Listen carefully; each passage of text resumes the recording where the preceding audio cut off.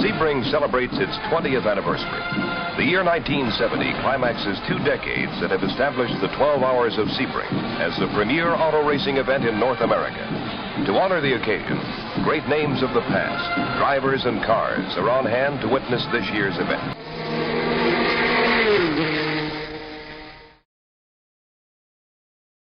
It was the 21st of March 1970, and it was time for round 2 of World Sports Car Championship. Sebring International Raceway was the venue. The tarmac on which motorsport legends raced once was an airfield for World War II planes. John Wyer's Gulf Porsche team had just come fresh off a 1-2 victory at Daytona 7 weeks earlier. So far, Porsche was ahead in the championship against their only real rival, Ferrari. It was in 1964 that Prancing Horse was on top at Sebring.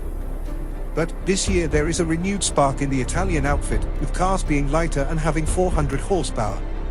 And the drivers more than equal to the 12 hours. Last year's winner Jackie Ickx, Nino Vaccarella, Ignacio Juno, Mike Parks, and America's premier ace Mario Andretti head the list. Porsche was favorite to win the race with mighty 917. Joe Siffert is teamed with Brian Redmond, and Daytona winners Pedro Rodriguez and Leo Kanunen will drive the second car. A welcome addition in the sports prototype group is movie actor Steve McQueen's entry, a 908 Porsche. McQueen, although hobbled by a broken foot, will drive the car with Peter Revson, the well-known road racing star.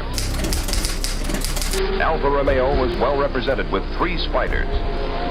The fastest piloted by Piers Courage and Andrea D'Adovich. Matra of France was also at Sebring with 2 cars, both in the top 10, but giving away horsepower to the Porsches and Ferraris. All around, All-American Dan Gurney was teamed with Francois Sever, with André Pasquarello and Johnny Servos Gavin in the second car. Sebring is many races. While the faster sports and sports prototypes duel for the lead, there's always a challenging group of races further back. In the Grand Touring category, a bevy of Corvettes are expected to stir things up. The fastest qualifiers, the number 1 and 2 Corvettes, entered by Troy Promotions of Michigan. 2 days of practice and qualifying saw Porsche and Ferrari in seesaw duel for the best time. Finally, Andretti's Ferrari took top honors at better than 121 miles per hour. Fractionally slower came Porsche number 14. All top 10 cars bettered last year's record. Before 1970, the drivers did a traditional Lamoa start, but the event of the Lamoa race in which English driver John Wolfe was killed driving his Porsche 917 after a crash in which he did not have his seatbelts fastened led the governing body to ban Lamoa starts on grounds of safety.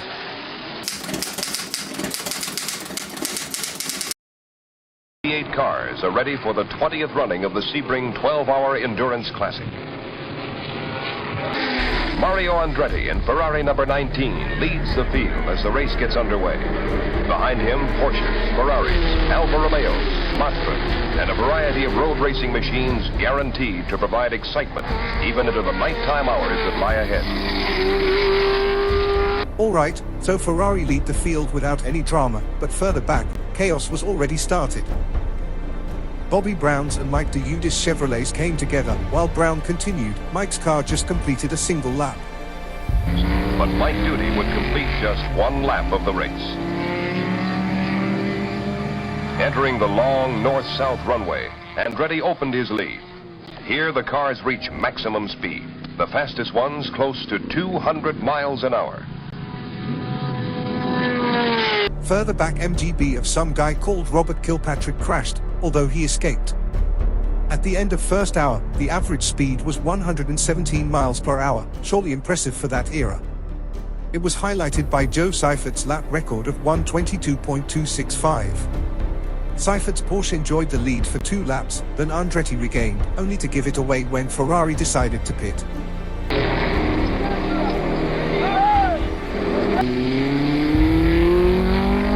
Arturo Mazzario is ready for relief. The young upcoming Italian from Milan shared driving chores with Andretti at Daytona and is considered a bright prospect for the future. Normally this would be routine stuff, but it is Ferrari that we are talking about. While Ferrari's pit gymnastics were going on, other cars decided to pit for fuel and driver change. Finally, after some swapping, Porsche number 16, the main rival to Ferrari 19, was in the lead. Meanwhile,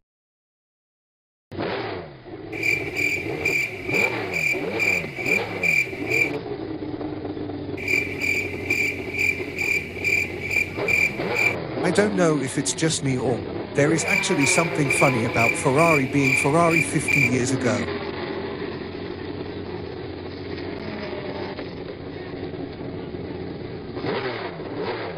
When Rosario finally got out, he found himself in 5th place. But Lady Luck dealt Porsche a cruel blow. Brian Redman limped back into the pits, and the minutes rolled by as the mechanics repaired a faulty electrical system. This unexpected stop dropped the number 14 Porsche out of the top 10, a position from which it would never recover.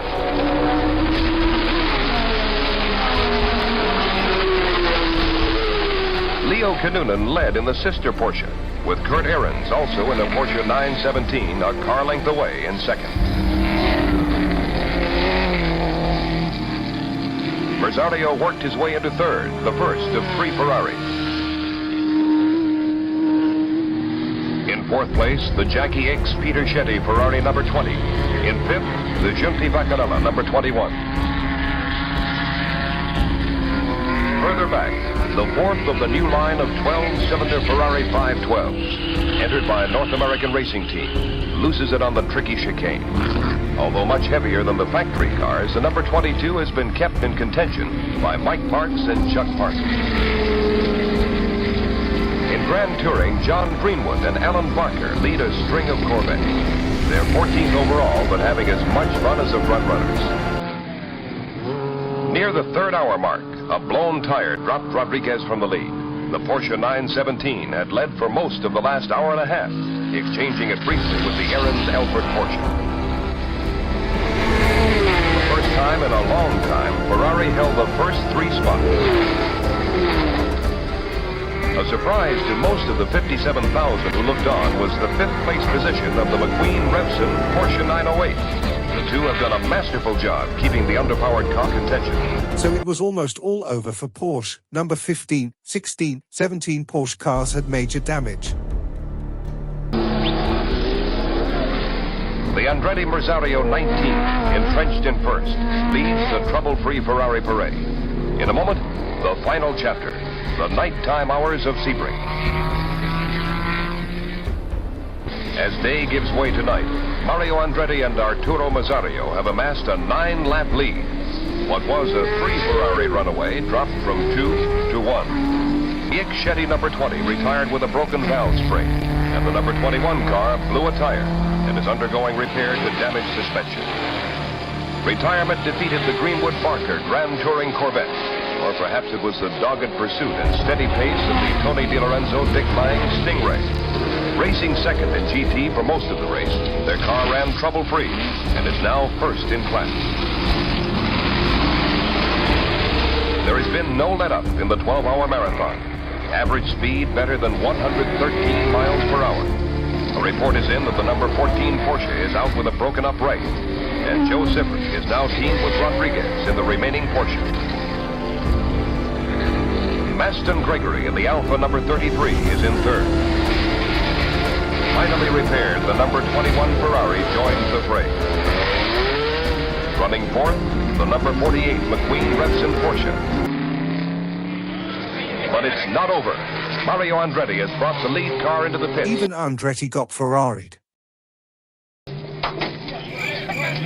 Ferrari had as much as 12 laps on the second-place car, but the fast-closing Porsche of Sifford and Rodriguez is cutting into that lead. Out on the track, the field has thinned to 30 cars. Revson has moved his Porsche into third, and the Giunti Vaccarella Ferrari is now fourth. Rosario goes out, still in first.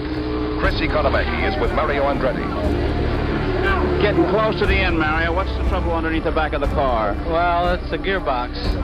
How bad is it? I don't know. I don't think it's going to finish. Rosario was indeed very slow. On the other hand, Revson McQueen duo were cooking something serious. Revson drove like a monster and was 8 seconds faster per lap than McQueen. Porsche 908 was so reliable that day that they did not needed to change tires or brake pads during the final pit stop. Approaching the 11th hour, the Porsche closes the gap on the faltering Ferrari. At 9:46, it is dead on the course. There's still an hour of racing left, and Ferrari has come too far to call it quits. It's been decided that Andretti will drive the only Ferrari still in contention. The strategy is simple. Overtake the two Porsches and win the race. Ferrari's deficit is better than 1 lap, and it's doubtful that even Andretti can do it.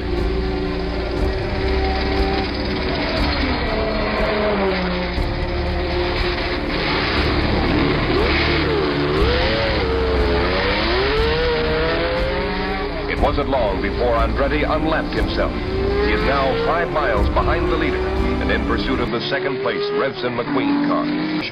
A wheel hub failure, the same problem that occurred on the sister car, has stricken Porsche's hopes of victory.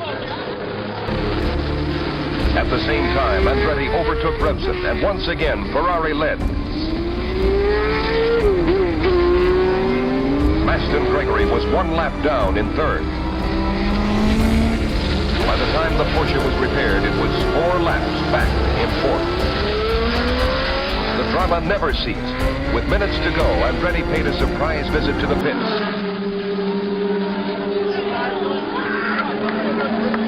The McQueen pits were overjoyed, thinking the Ferrari was in trouble. At this point, Andretti's lead was a scant 53 seconds over Revson. But the stop was just for a splash of gas. The minutes were running out, and out of the darkness, 1 car would emerge the victor. The 12 hours of Sebring was over, and Ferrari had won. For the 8th time in the 20-year history of the 12-hour Enduro.